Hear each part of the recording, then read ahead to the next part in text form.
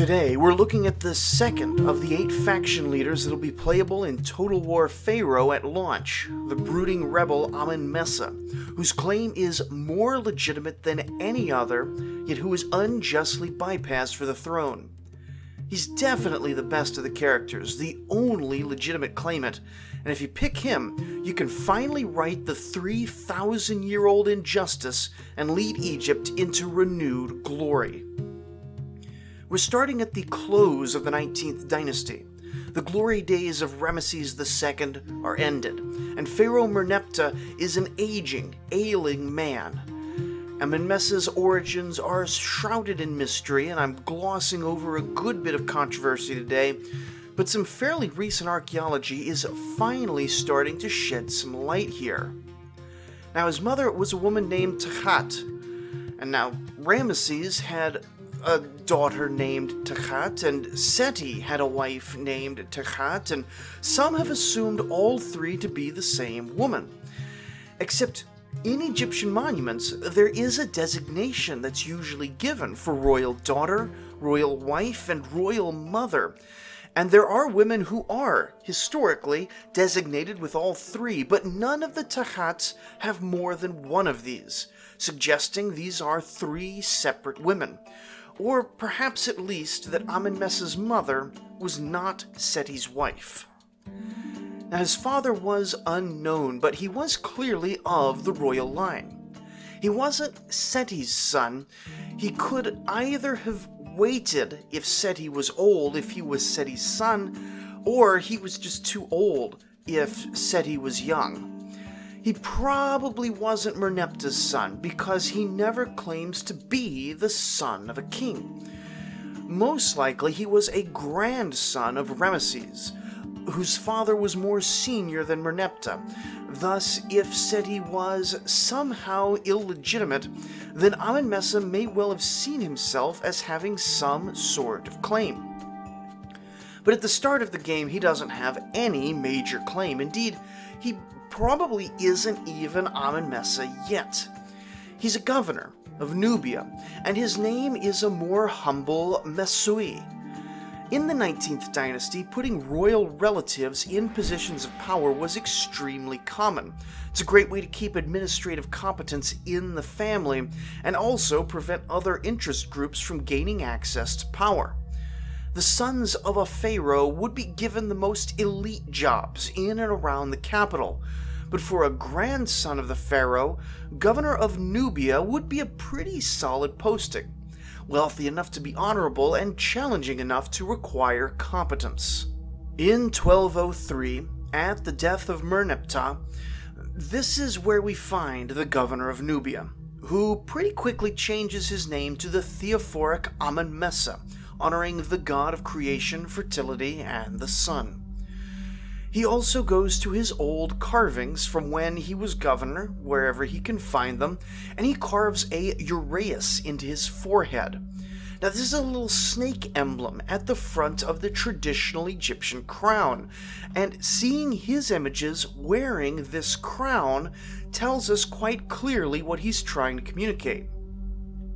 But even though he's calling himself king now, he has the problem that there is an irritating pretender to the throne up north, Seti II. Even worse, basically all of Egypt is backing this guy. Even Abu Simbel, just 60 miles downriver of Amenmesse's capital, is backing Seti, so Amenmesse's initial territory is minimal at this point. There is maybe some other disturbance up north in the delta, but that's way on the other side of the world as far as Nubia is concerned. But Amenmesse bides his time, knowing that the gods will deliver him an opportunity. And about 18 months later, something happens, probably in Seti's court. Maybe his first wife Takhat gets involved in scandal. Maybe his second wife Tausret is widely opposed. Maybe there's some other opening, or the omens turn favorable. Whatever the case, once Amenmesse's full-stack armies start marching up the Nile, nothing stops them until they finally reach the Delta region in the north. It isn't clear why he stopped where he did. He could have run out his logistical support, he could have run out of time in the campaign season, or perhaps he needed to pause and consolidate his conquests. Whatever the case, even though his main opponent still lived in the Nile Delta, Amenmesse had accomplished his main objectives and held all the important cities of the Egyptian government. Year 2 of his kingship was recognized by nearly all of our written sources, and we see him reaching into pretty much every power structure and elevating anyone who would support his claim. This reaches all the way down to the workmen's camps, where some amount of politically based favoritism seems to have occurred in this time, as well as politically based murders for those who didn't get with the program. But for all that Amenmesse was unquestionably the legitimate pharaoh, at least as far as he and his army were concerned, he does seem to have been fairly bitter at those who opposed him. And so he sent men all throughout Egypt to scour the name of Seti II from any monument they could find. But not just Seti.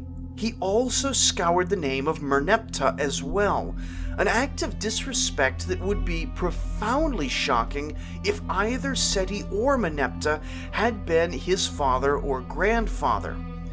You see, the monuments of Ramesses the Great were not similarly defiled, which makes sense if it is through Ramesses, but not Seti or Merneptah, that Amenmesse derives his claim. Amenmesse, by the way, is far from the first Egyptian king to damn the memories of his predecessors, but he does seem to be the first in quite a few generations to revive the practice, probably because there hasn't been a disputed succession in a while. His actions will inspire retaliatory damnations until the final victor of the transition ends up carving most of the era straight out of history. This is made worse by the fact that Amenmesse doesn't seem to have built very much. Now, to be sure, he didn't have a lot of time to build. He's only going to be undisputed king for about 2 years, and he did start work on a kingly tomb right away. But the only significant official we know from his reign is a Nubian governor turned vizier named Chitri. Clearly a major enough supporter to also have his tomb fall victim to name erasures after Amenmesse's downfall. And that downfall came relatively quickly. After only 4 years of claiming to be king and only 2 years of actually holding most of Egypt, Amenmesse is dead, his throne usurped by Seti II, the man who had never quite been finished off up in the Delta. And let that be a lesson for all you aspiring pharaohs out there: always finish off your defeated foes. Because when Seti returned to power, he didn't merely retaliate and destroy Amenmesse's power base, did not merely persecute folks who had supported Amenmesse, did not merely return damnatio for damnatio, scratching Amenmesse's name off of monuments. No. Seti went into Amenmesse's partially completed tomb and removed entire stone blocks that had contained the once pharaoh's name from them, ritually deactivating the afterlife prayers, and thus denying him any afterlife at all, that is, assuming he even had his body recovered, which isn't sure. Now, it isn't known exactly how Amenmesse died, whether through intrigue or on the battlefield or in some ignominious circumstance, but it is clear that at this point, about the year 1198 BCE, he did die. But that doesn't mean that as a character in Total War Pharaoh, he's doomed. In fact, Amenmesse's faction is definitely the best for your first campaign. Though there are a lot of uncertainties and a few different ways to read the history, it's most likely that Amenmesse will begin the game in the south, at the very bottom of the map. He may not have many friends, but he has only one direction to go, straight down the Nile until he can't go forward anymore. Though he is not himself Nubian, being the governor of Nubia, he's likely to incorporate a certain amount of local talent into his armies, which should bring some alternative tactical options to the table. With threats in only one direction, so long as you keep your conquered lands secure, it should be relatively straightforward for the player to do a bit better than the historical Amenmesse and re-establish the rightful continuation of the 19th dynasty. And who doesn't enjoy playing these historically focused games for the thrill of righting historical wrong turns? Amenmesse wasn't able to hold his victory historically, but the player is fully capable of being more aggressive, more ruthless, and really far more like an ancient Near Eastern king than many actual ancient kings were able to be, unconstrained by things like communications, politics, or, morality. Anyway, leave a comment down below, either with your ancient history questions or your thoughts on Amenmesse's potential strategic options in Total War Pharaoh. And next time, we'll move on to the enigmatic and cunning Chancellor Bey. But for now, we say farewell to the legitimate King of Egypt, strong bull, beloved of Ma'at, who makes the two lands endure, lord of said festivals like Jatjenin, great of marvels in Karnak, great of might, who makes Thebes great for he who created him, established like Re, chosen of Re, beloved of Amun, noble youth of Khepri, whom Isis nursed in Chemis to be ruler of all that the sun encircles, Amenmesse, ruler of Thebes. Thank you for watching.